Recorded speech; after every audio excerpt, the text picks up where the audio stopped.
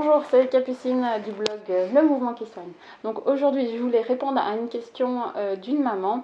Elle me dit donc sa fille a 10 mois et elle ne passe pas à quatre pattes. Elle se déplace sur les fesses. Voilà, qu'est-ce qu'on peut faire?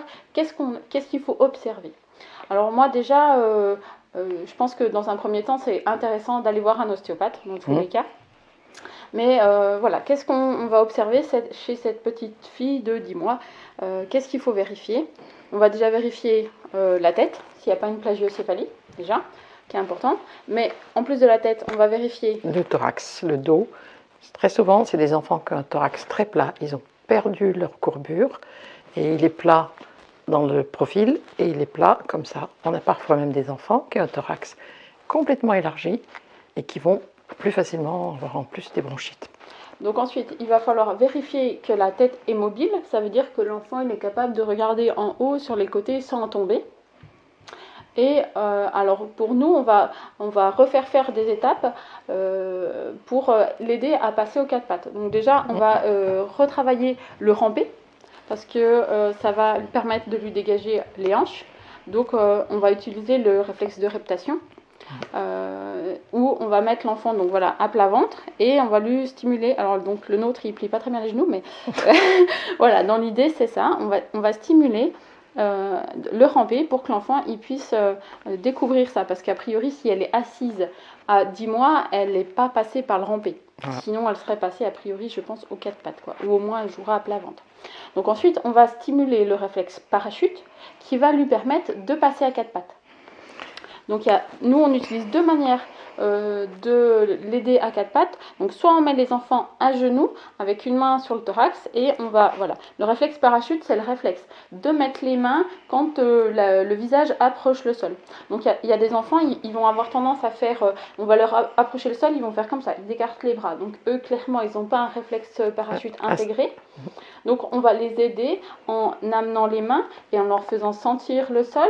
Et puis en général, au bout de 3-4 fois, ça y est, ils commencent à mettre un petit peu les mains.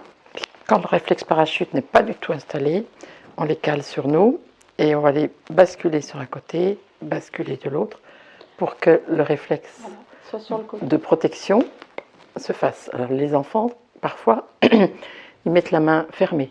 Donc là, on sent que c'est vraiment très en retard au niveau du réflexe. Puis des fois, il y a une main qui s'ouvre, une main qui reste fermée, ou une main où ils vont mettre le coude.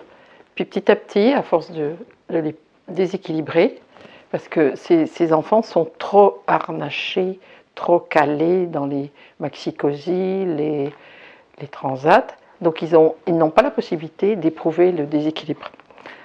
Et ensuite, on va leur proposer donc le assis, une jambe devant, une jambe derrière. Alors c'est pareil, lui il n'est pas très flexible, donc ça ne marche pas. Pourquoi? Parce qu'un enfant qui va s'asseoir tout seul, c'est-à-dire que en fait, l'enfant il va être à plat ventre et il va se tirer à quatre pattes pour s'asseoir. Et il va atterrir dans cette position-là. Donc en général, les enfants, ils ont tendance plutôt à être assis les deux jambes devant. Et donc là, on va leur reproposer ça. Et retravailler le réflexe parachute dans cette position pour qu'ils puissent de plat ventre revenir et repartir, pour progressivement partir sur le Quand ils sont assis, pour partir à quatre pattes, ils vont tourner les jambes comme ça, utiliser le réflexe de parachute, déverrouiller les jambes et partir à quatre pattes. Quand ils sont à quatre pattes, ils remettent leurs jambes, torsion, une espèce de touche. Bon, voilà, et on va faire les deux côtés. On va faire les deux côtés. Et très souvent, il y a une raideur dans les articulations des hanches, dans le bassin.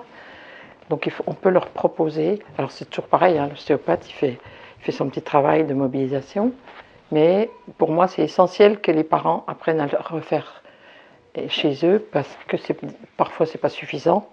Et c'est assez formidable de voir comment, d'avoir libéré, montré 2-3 exercices, l'enfant l'a perçu.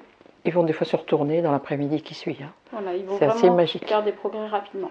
Donc voilà, si votre enfant ne passe pas à quatre pattes, c'est aller voir un ostéopathe dans un premier temps. Et ensuite, on va pouvoir travailler le réflexe de reptation, donc ramper, et ensuite le réflexe parachute qui va l'aider à partir aux quatre pattes. Et surtout, à cet âge-là, ne pas mettre les enfants sur les pieds.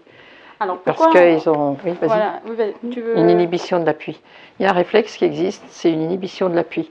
Autant à la naissance, ils ont le réflexe d'appui et de marche automatique, autant ce réflexe doit se perdre.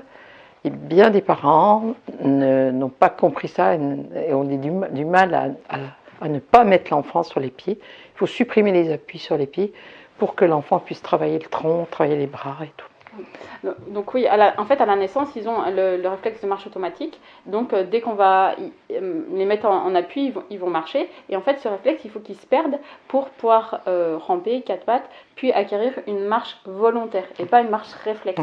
Et donc, si on entretient ça en disant « Oh, regardez comme il se tient bien !»